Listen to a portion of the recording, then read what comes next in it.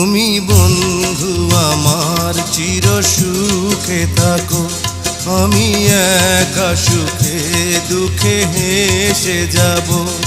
বকুলের মতো ঝরিয়া মরো না, তুমি বন্ধু আমার চির সুখে থাকো।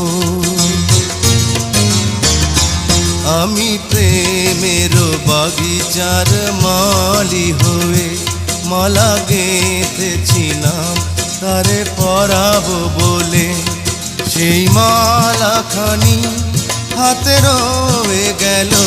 তুমি বন্ধু আমার চির সুখে থাকো।